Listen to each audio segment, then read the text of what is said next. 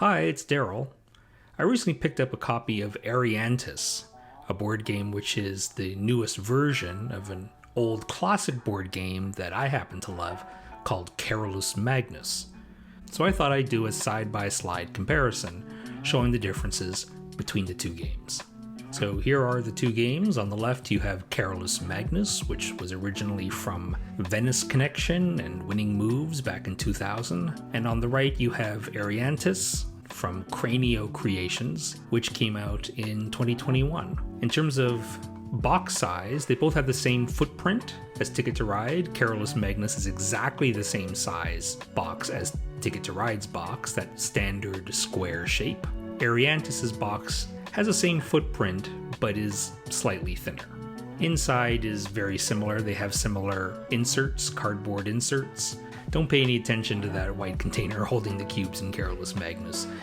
Originally, the game came with two cloth bags to store the bits, but it didn't actually use the bags in gameplay. Eriantys comes with a single bag and it is used to hold the bits and is used during gameplay. It's a bright orange and embroidered with Eriantys. It's a nice little bag.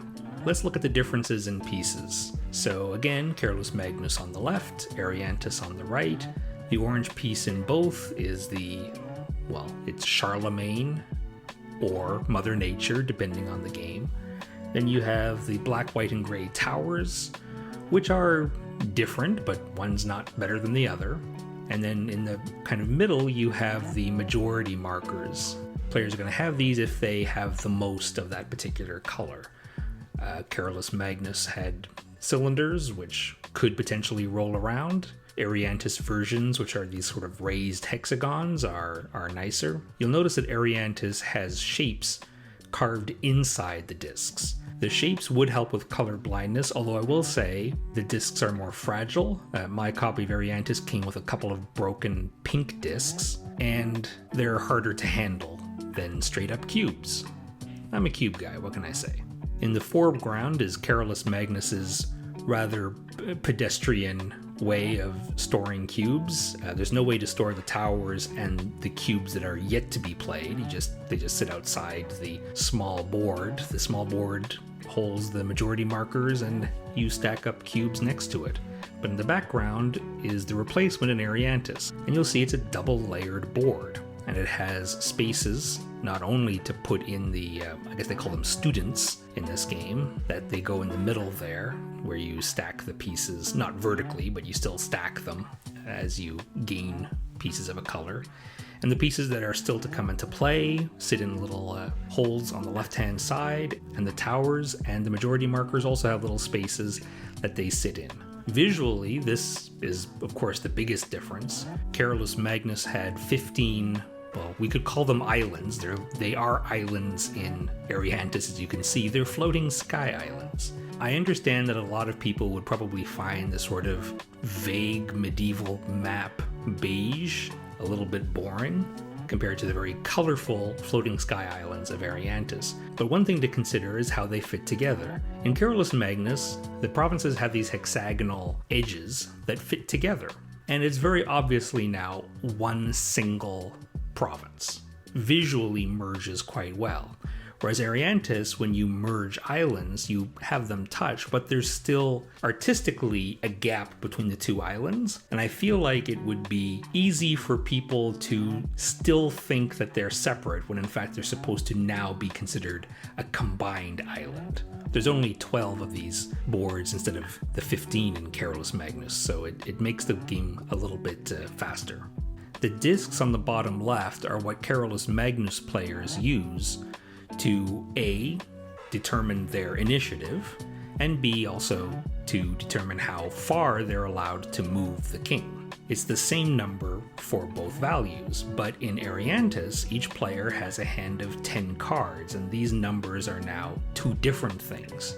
In Carolus Magnus, you would use all 5, and then you would take them back, and then you would start to use them again. Whereas in Eriantys, you have 10 cards to start, and that's all you're going to have. So you have initiative numbers 1 to 10, and each one allows you to move Mother Nature, that's the version of Charlemagne in this game, 1 to 5 spaces, just like the original game. On the right, it shows the backs of the cards for the 4 different players.